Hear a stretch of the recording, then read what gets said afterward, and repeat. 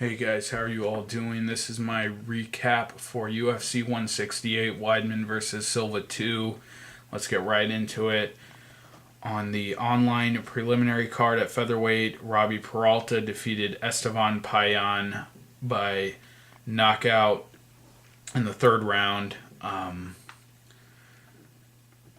Fight was a bit slow to start off with. Both guys had some time in top position on the ground, but that third round, Peralta just came out brawling, took it right to Payan, and was able to connect and put him out. Both of these guys, I don't really think they can go too far in the division, especially Payan. Hasn't looked too skilled in this fight or his last fight, getting dominated by Jeremy Stevens, even though it was stiff competition. Just doesn't really seem like a UFC caliber fighter to me. Not trying to disrespect him, but just hasn't looked really impressive in his last fights, and really doesn't seem like he has too much of a skill set.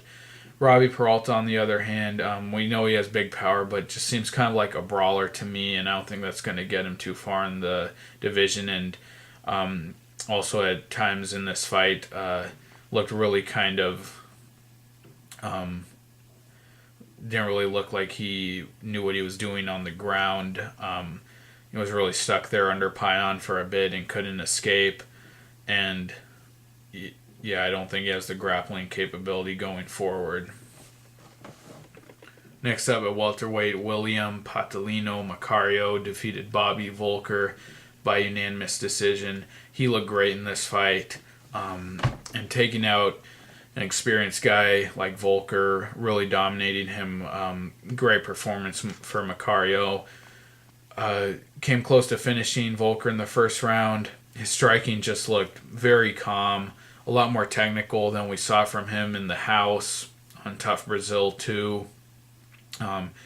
He was kind of a brawler on the show, and guy looked like, he was really aggressive on the feet, had some power, but not much technique. And this fight really toned everything down. Looked really composed, picked his shots very well, and really beat up Volker here. I think he tired a bit in the second and the third. Didn't have that same pace he did in the first, but was still all over Volker and looked great in this fight. I'm really excited to see this guy again. Just showed really great striking, was very composed, and the guy's so young. I think he's only 22. That's pretty incredible, and really great win for him. So young, has so much time and room to grow. Really excited for this guy. I think we really need to keep our eyes on this guy, William Patalino Macario. Next up on the Fox Sports 1 prelim card, at welterweight, John Doomsday Howard defeated Siyar Bahadurzada by decision. This was the only fight, by the way, which I got wrong. I picked Bahadurzada to win this fight, and every other fight I got right. At least I picked the winner correctly. And actually on the UFC fantasy game, I was actually number 78 overall. Maybe I'll attach a little video of that at the end to prove it to you guys if you don't believe me. But yeah, I had to brag a little bit. I think there was... I know there was at least over 30,000 people who got their picks in for this one on the UFC fantasy thing, but yeah, I was number 78. Just had to let you guys know. Sorry for bragging, but this fight kind of slow paced. On the feet, I thought in the first round Bahadurzada was getting the better of John Howard, but Howard was able to make it a grappling match, took Bahadurzada down, had that big slam. I think it was in the second or third round. But Howard gets the win. Again, didn't look too impressive. I didn't think he looked impressive in his last fight against Hall, but it is 2 wins in the UFC, and we'll see who he fights going forward. I don't think he can really fight the top guys at welterweight, though. And Bahadurzada, 2 losses in a row. Wouldn't be surprised to see him get cut, but really hasn't shown that power that we saw in his first fight against Paulo Thiago, and has been kind of disappointing in his last few fights. Next up at featherweight, Dennis Seaver defeated Manny the Anvil Gamburian by decision. Seaver looked pretty good in this fight, especially on the ground. He was the bigger, stronger guy. Got that top position and really, punched away at Gamburian. Although Gamburian, I thought he looked a lot better in this fight than he has in a long time. He almost had an armbar at one point. He tagged Seaver a few times on the feet. I thought he fought a lot harder in this fight than he has in his last several fights, but Seaver got the win. Solid performance. He moves on. Gamburian, a guy who I think has been really inconsistent. They're not going to cut him though. I just like to see this guy get a win streak going and get back to the days of when he knocked out Mike Brown, but not sure where he goes from here. Next up at lightweight, Michael Johnson knocking out Gleison Tibau in the second round. What an impressive performance. Tibau has been one of these guys who stuck around the lightweight division for a long time. He's had every time he seems to get a big win streak going, he drops a fight, but he's really held his place in the UFC by winning for a long time, and we've never seen anyone take out Tibau like this before. I don't know if this guy's even ever been finished. Let me take a look here.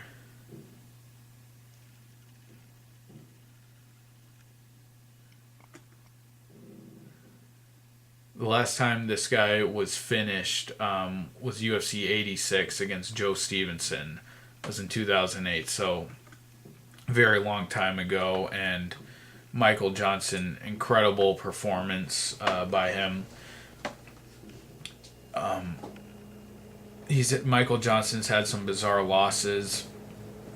Guys like Miles Jury, I think is very talented, but the way that Johnson just got easily out wrestled and out grappled and couldn't do anything about it in that fight, I thought was bizarre. And then getting submitted by Reza Madadi, a fighter who has a much more limited skill set than Johnson, but he seems to have his head in the right place now. Had a very impressive performance last time out against Lozon, and then knocking out Tibau, just really great stuff. And I think this guy is just almost right there, ready for the top guys. I wouldn't mind seeing him against Nate Diaz or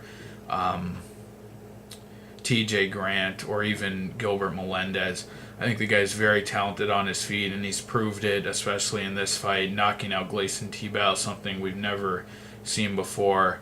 And I'm really excited to see this guy going forward. I do think he has to, work on using his wrestling game more, incorporating that into his skill set, transitioning between the striking and wrestling. We haven't seen his wrestling game in a long time, and obviously he'll need that to fight the better guys, but very excited about Michael Johnson going forward. Two really great performances for him in a row.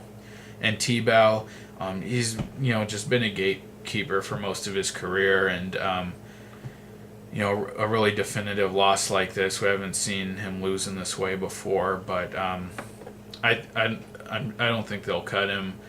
I think he'll be back and just be relegated to that role of a gatekeeper. Next up at middleweight, Uriah Hall defeating Chris Lieben in the first round. Chris Lieben kind of threw in the towel at the end of the first round. Hall immediately, when the fight began, I think it was a flying knee or a front kick, a push kick, knocked Lieben down, and Hall looked much more willing to engage in this fight, a lot more so than his past few fights. And while I still think he was just missing that killer instinct a bit, still being a little too methodical, that's really just nitpicking. I mean, he knocked Lieben down and nearly knocked him out at the end of that first round, and ultimately made Lieben quit, give up. So really good to see Hall kind of get back on the right track. I hope he can be this aggressive, even more so going forward. And beating Lieben, even at this point, is still a really big win. Still a big win. Hall looked pretty good here. Lieben, though, I think it's pretty surprising actually that the UFC didn't convince him to step away before this. The guy was done ever since he lost to Mark Munoz, and then coming back, he shouldn't have been in there with Derek Brunson. Just looked like he wasn't motivated at all to fight. In his last fight against Andrew Craig, I think you could actually make the argument he won that fight, although he did get knocked down, and that was something we haven't seen before in a long time. Got knocked down, and I think it kind of showed that he's kind of ready to leave the game. But here, can't blame Lieben. You actually, I think you got to applaud him and respect him. He was done. He obviously he didn't. He felt that he didn't have any chance getting back in there for the second round. Threw in the towel at the end of the first, calling the fight off. But if a guy doesn't want to fight, if he's had enough, it's just like tapping to a submission. Can't blame him one bit for looking out for his health and, not getting back in there. So Hall, it is a TKO win, and while I did say that I think he's still lacking that killer instinct a bit, definitely a good turnaround for him, and I think he can be a dangerous mid-level guy if he fights like this every time. So good one for Hall, and that's it for Lieben. He's had a great career, had some really high points, some good wins. Obviously beloved by the fans, and kind of sad to see him go out that way, but kind of glad he finally called it quits and gave up before he hurt himself even more. Next up, onto the main card. At featherweight, Dustin Poirier just ran over Diego Brandao. Brandao missed weight badly. 151, I think, for 145. They said he, something about a car crash. Don't know much details about it. Not enough to really get my sympathy. That was pretty sad that he missed weight by that much, but Poirier just ran over this guy. It was a brawl early on, and Poirier was able to back him up against the fence and just smashed him, took him down, and just smashed him. Brandao didn't look like he was fighting to get back to his feet. Great win for Poirier. And Poirier's a guy, especially after his last fight, winning against Eric Koch. This guy's added power to his striking, something we haven't really seen before. We know he has a great submission game, has a great Darce choke. We saw him submit two guys with that. And we saw that mounted triangle against Max Holloway. Great performance for Poirier. The guy's a contender at featherweight, and I'd like to see him get his title shot one day. I'd like to see him fight a top guy. He did get finished by Korean Zombie, but that's really his only kind of dominant loss in the UFC. He did lose to Cub Swanson, but that was a competitive fight. You could argue he won a round in there, and it's really like, who cares, because Cub Swanson's just been blowing through everyone in this great win streak he's been on. And I think he's a top contender, and Poirier really gave him a tough fight, and he really wasn't dominated in there. Just he was slightly edged out by Swanson, so I really don't hold that loss against him at all. And he wants the rematch with Swanson, but I think he definitely deserves a top contender next, and I'd really like to see him get his title shot one day. Always puts on a very exciting performance, and I didn't realize he was 24, but that's incredible that he's only 24 and he already has all this experience, all these big wins under his belt. I think he can only get better, and I think he's a great fighter. Really excited to see him contend for the title at some point. Next up at lightweight, Jim Miller submitted Fabrizio Camoes in the first round with an armbar. Out of the gate, Camoes, his striking looked sharp. He connected on Miller a few times, Miller's face was turning red, and I was really scared. I thought this might have been it for Miller, but Miller caught the kick, took Camoys down, and set up that armbar beautifully. Put the shin under the chin like he was going for, almost like he was going for a go-go plata, and then Camoys reacted to that, and he quickly locked up that armbar. Super impressive, getting a submission over a top jiu-jitsu guy in the game like Camoys. Really impressive for Jim Miller. He's a guy I've always really respected.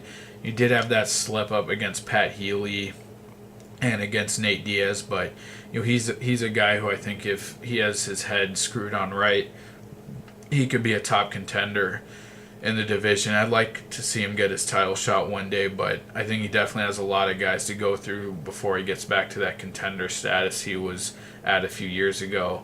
And people forget this guy was like on, let me see here, I think it was a 7-fight win streak. After losing to Gray Maynard, yeah, he was on a 7-fight win streak. He had wins over Gleison Tebow, Charles Oliveira, Kamal Shalarus. Not the best competition, but a 7-fight win streak in the UFC in the lightweight division. That's serious stuff. And had a few slip ups, but it was to the champ Ben Henderson and a top contender Nate Diaz. Again, the loss to Pat Healy I think was a little more telling than the other losses to Henderson and Diaz, but I think he's a guy who can get back to the top, and I'd really like to see him get his title shot one day. Next up, heavyweight Travis Brown knocking out Josh Barnett in the first round with elbows, standing elbows. I picked Brown to win by knockout early in this fight, and boy, he looked super impressive. His striking looked loose. He looked very composed, was able to keep Barnett at bay, showed a great jab, and Barnett shot in for that takedown, was working for it against the fence, and Brown came down with those heavy elbows. No controversy this time. Won the same way they did against Gabriel Gonzaga, although he landed a few illegal elbows there.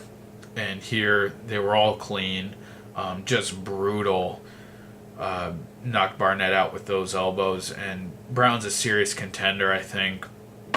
And he's a guy still really green in MMA. I think if he continues to improve, I think he could put up a good fight against Cain Velasquez. He definitely has the size to, and his striking's looking really great. Really good performance by Travis Brown. Josh Barnett, well, I think that might be the end of him as a contender, especially in the UFC. I don't think we should be calling for his retirement just yet. He could fight. I think there are still some decent fights out there. I think he could fight either Mark Hunt or Bigfoot Silva. I think those are fun competitive fights. Maybe Gabriel Gonzaga. I think he can still. I'd like to see him fight again. I don't think he can contend for the title, but some of those other guys at the top of the division, I think he could have some good fights with. But what an incredible win for Brown, and he's going to fight Verdum next. That's what they're saying. I think that's a tougher fight than Barnett. I think Verdum obviously is much better on the feet than Barnett, but I think Verdum will be able to. I think he'll be able to get the takedown more easily than Barnett was, but really great performance by Brown. Next up, co-main event for the women's bantamweight belt. Ronda Rousey defeated Miesha Tate, submitted her in the third round. Rousey, she's great. She pushes an incredibly high pace that other people just can't match. It's really impressive to see. Tate was saying she doesn't have good cardio after the first round, and Rousey, still kept that pace up until the third round. There are a few moments there where Tate looked like she was gaining some momentum, possibly ready to stop Rousey on the feet, and then she was hitting her with those up kicks when she was on the ground, and looked like she might have hurt Rousey a bit there. But Rousey with that judo, every time Miesha Tate dove in for the takedown. Rousey would just counter with that judo, put her right on her back, and I think Tate, would have had a lot better shot of beating Rousey had she not kept going in for that takedown. I think it was really a big mental error on her part. She kept going in for that takedown, just getting tossed each time doing it. But we still have to give a lot of credit for Tate, taking Rousey farther than anyone has before to the third round, and had some moments in there where she looked like she hurt Rousey, had her in a bit of trouble, but Rousey got the armbar again, and the notion that Rousey's one-dimensional is just ridiculous. If she was so bad and incompetent on her feet, somebody would have knocked her out by now, and no one has. And she beat Miesha Tate on the feet here. She was the first one to the punch. She backed Miesha Tate up. She put her against the fence. She's not one-dimensional. And while I don't think Rousey, I don't think she could stand with a woman who's really high level on the feet. I do think that. I think she's, she can defend herself on the feet. I don't think she would get dominated there, and she might not have a high level striking game, but in terms of technique, but she's definitely capable there. And she got that armbar, didn't even get the leg across the face, and she still got it. Really impressive stuff, and she showed that she's a true champion. And Miesha Tate put in a great effort as well. Rousey's fighting McMahon next. A really quick turnaround, and actually really surprising that she's coming back so soon in just not even 2 months from now. But I think that's an interesting fight with McMahon. I don't know much about McMahon. I saw her one fight in the UFC. She looks like a really good wrestler, and I think that's going to be interesting against Rousey. And next up to the main event, Chris Weidman beat Anderson Silva. Really sad to see Silva, get hurt like that. A very gruesome injury just to watch, and I really, I pray for the guy, and I hope he makes a full recovery. You never want to see anyone get injured like that. However, I don't think we can write this off as a complete fluke. I mean, Chris Weidman checked the kick, and he knew what he was doing. And while I think that was definitely surprising that Silva's leg broke like that and was a bit of kind of a freak injury, checking the leg kick is meant to hurt the other guy's leg. I've never done competitive sparring or anything, but I used to do some karate kickboxing, and in the gym, our instructor used to tell us not to check leg kicks, for the reason that the other person that we're sparring, the person throwing the kick, he didn't want them to get hurt, and that's what the checking the leg kick was supposed to do, and that's what Weidman did, and it obviously hurt Silva's leg. Again, that was unexpected for it to break like that. I do think it was, a bit extreme. But, again, Weidman checked the kick, and that's what that move is for. It's to hurt, the person kicking. It's to hurt their leg. But Weidman looked great up to that point. Took Silva down. He knocked Silva down on the feet, was on top. He had an Ezekiel choke, which I thought was just awesome to see, trying to use a move like that, and actually looked like he had Silva stuck there, but gave it up, worked his ground and pound, and give credit to Silva. From the bottom, he busted up Weidman's face. I think he might have broke his nose. Weidman was bleeding after that. Doing that from the bottom was impressive, but Weidman just, I said this before, he's with a camp that extremely technical and really does their homework, and they've broken down Anderson Silva's game. They know what they're doing in there. Weidman does. No one else has been able to figure out Silva, and Weidman definitely has. I think, people should really respect him. And while, Silva did have a bit of a freak injury here, I do think, Weidman should get credit for what he did up to that point, and also for, checking the kick. Silva, could have badly injured Weidman if he had landed the leg kick correctly, and Weidman defended it, and Silva ended up getting hurt. Incredible win for Weidman, and incredible performance for him. And again, really sad to see Silva get hurt like that. Hope he makes a full recovery. If I'm guessing, I think he's done. I don't think he's coming back. If he does come back to be competitive, I think it would be just an incredible achievement. But Weidman's the champion for now, and boy, he's got a bunch of competition lined up in front of him. Vitor Belfort, Machida, Jacare, all super dangerous guys, and I think those will all be really tough fights for him. But really, great performances for Weidman in this fight and in his last fight against Silva. So that's my recap for UFC 168, Weidman versus Silva 2. Really appreciate you guys watching. Please like the video, comment, and subscribe. Take care, guys, and I'll see you later. Bye.